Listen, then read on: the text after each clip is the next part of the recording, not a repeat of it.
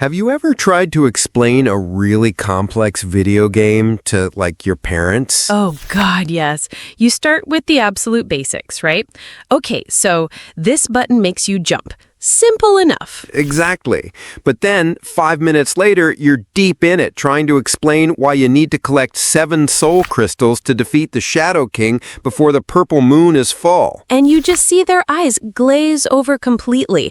That look of total polite confusion. Well, right there, that is exactly what it feels like to explain a migraine to someone. Oh, 100%. You say the simple thing.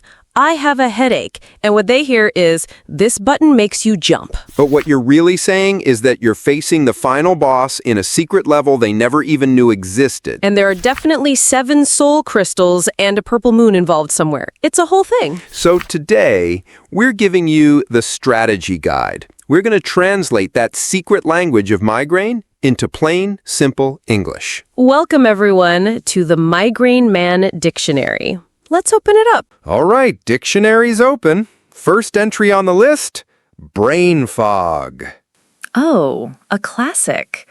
I believe the official definition is something like a state of mental confusion or lack of clarity. Sounds so sterile? Right? The Migraine Man translation is a bit more chaotic. For me, it's that feeling when you're trying to find a simple word, and it's like searching for your car keys in a cluttered bag. In the dark, while wearing oven mitts. Exactly. You know the word is in there somewhere. You can almost feel its shape, but there is absolutely no hope of finding it. So you just stand there, mouth open, mid-sentence, as the entire train of thought just collapses into a pile of ruins. And everyone just stares at you. It's great. Okay, next up, the trigger. Ah, the mysterious villain of the story. The antagonist. We can never quite identify. It's because a trigger can be anything. It could be that slice of cheese you ate yesterday, a change in the weather, the bright lights at the grocery store. Or my personal nemesis, the existential dread of a Monday morning. That's a big one. It's a detective mystery where you are both the detective and the victim, and the case is never, ever solved. Nope. You just blame the cheese, cross your fingers, and hope for the best next time. Let's talk about the unwanted superpowers. First up, photophobia, or light sensitivity. The translation for this one is pretty simple. You instantly become a vampire who forgot his sunglasses at home. Every lamp is your mortal enemy, the sun is a death laser. And your phone screen, even on the lowest possible setting, is a direct portal to the fiery pits of hell. You genuinely start to think that living in a cave is a perfectly reasonable lifestyle choice. Which, of course, brings us to its evil twin, phonophobia, sound sensitivity. This is when your hearing gets cranked up to a superhero level you never, ever asked for. A dog barking 3 blocks away suddenly sounds like it's inside your skull. The gentle hum of the refrigerator becomes an industrial power drill. You swear you can hear your own hair growing. It's the universe's cruelest joke, giving you superhuman hearing at the exact moment you would trade literally anything for complete and total silence. And where do you go to escape all this madness? You retreat to the migraine cave. Your secret headquarters. Your Batcave. Except instead of a supercomputer and a cool car, what do you have? You have a weighted blanket, blackout curtains, a single bottle of water, and a profound sense of self-pity. It's not glamorous, but it is a sanctuary. It's the only place in the world that truly understands. Now for a term that is just filled with pure anxiety. The medication window. The countdown clock, that golden, high-stakes, 30-minute period right after the first symptoms appear. It is a frantic race between modern pharmacology and the impending apocalypse. If you take your medication in time, you win a semi-functional day. If you miss that window by a single minute, well, you know the rest. The stakes are genuinely higher than in any action movie. All right, let's move on to the two most dramatic words in our language. Let's start with the aura. In short, it's the cinematic preview for the disaster movie you never bought a ticket to, the opening act. We did do a deep dive on this particular monster in our What is a Migraine video.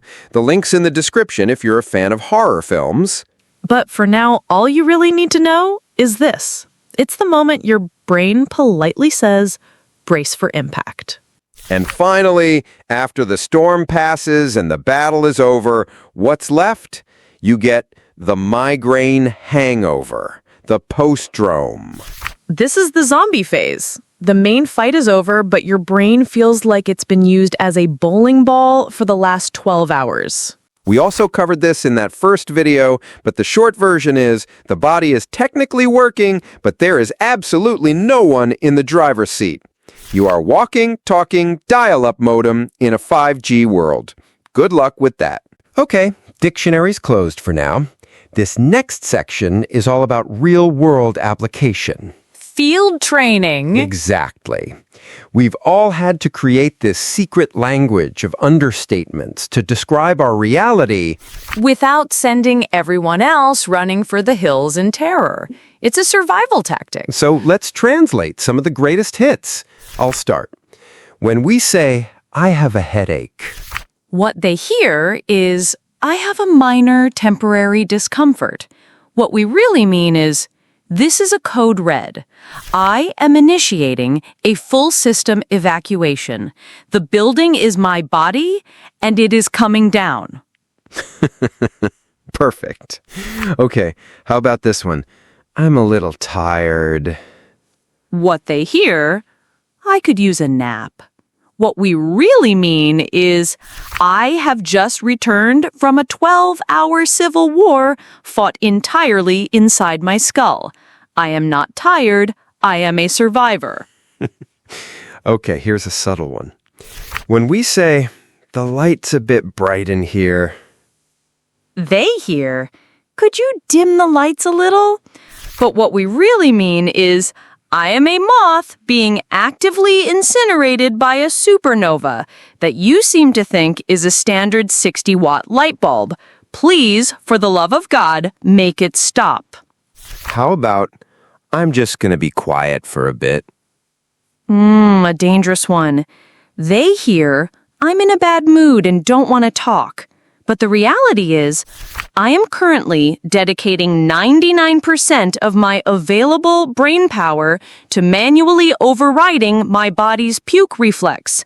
Please do not engage. This is a very delicate operation. Which often leads to my personal favorite. I just need to lie down for a minute.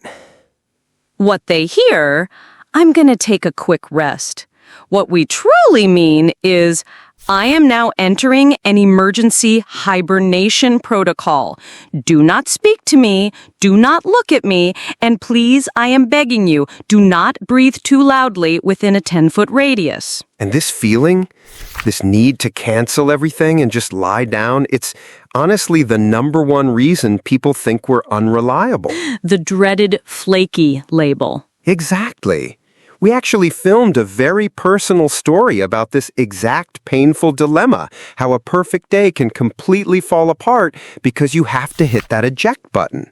If you really want to understand the guilt that comes with it, watch that story. The link is in the description.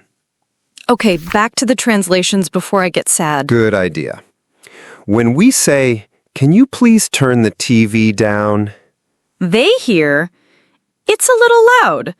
But the real translation is, every single word coming out of that television is currently being processed by my brain as a shard of broken glass. You are essentially throwing daggers at my auditory cortex. Kindly make it stop. And a personal favorite of mine, when we say, that's a strong smell. They hear, I don't particularly care for that perfume. The reality is, That scent is a physical assault. My nostrils are under siege by a chemical weapon. I am about to lose a war I didn't even know I was fighting. It's not about being dramatic. It's our brain's literal translation of reality. We're just the messenger. So there you have it, a brief introduction to our secret language. A little peek behind the curtain of chaos. We didn't invent this language for fun. It's a survival guide, a collection of metaphors and understatements we created to describe the absolutely indescribable. It's how we navigate a world that, well, it wasn't exactly built for our brains, was it? Not at all.